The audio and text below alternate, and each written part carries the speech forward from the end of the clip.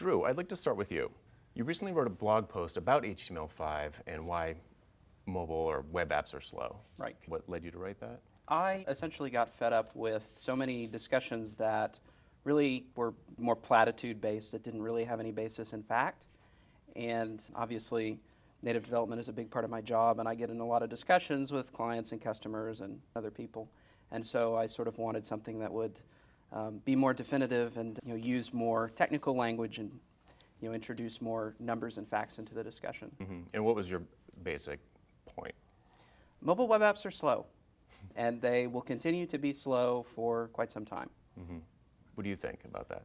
Well, I think what he proved was that they're slower for many things. Mm-hmm. Not necessarily everything, but what Drew did is to put down some real numbers to say that if you're trying to compare the speed, when you care about the speed for certain things, here's some real numbers. Let's not just say one's fast, one's slow, but it's how fast you need to be becomes the question.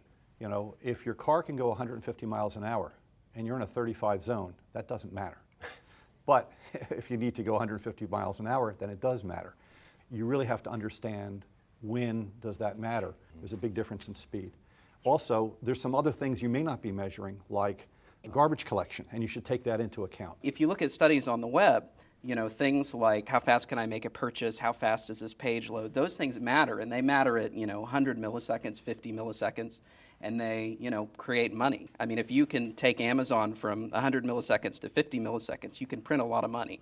For somebody in a factory to be able to, or a salesperson who has to be able to use the latest stuff to be able to tell the customer about their product, those are not very complex apps, and the difference between a 10-second and a 1-second response doesn't matter as much as 10-second versus not having the information. Sure.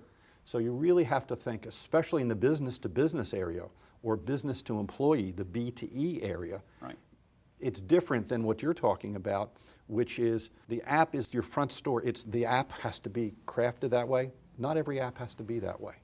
Do you really care when you go to poison control how good it looks, or if it comes up in a fraction of a second different, right, if it has the right information? Well, I think the issue really is that if HTML5 is fast enough, it's really the preferable way to go because it usually is faster for development as well, and it addresses the portability issue. So rather than just getting one platform, you get a series of platforms and potentially just even the ability to use any web browser from any platform, which is something you're not going to get when you go native. We see the web that has embraced HTML5 as continuing to be an amazing platform for a broad range of experiences. What has happened in the last few years is that facilities are being added to the standard that allow applications to be built, not just websites. And we think that's a really exciting development. We're all about what's the quickest way to get new capabilities into consumers' hands.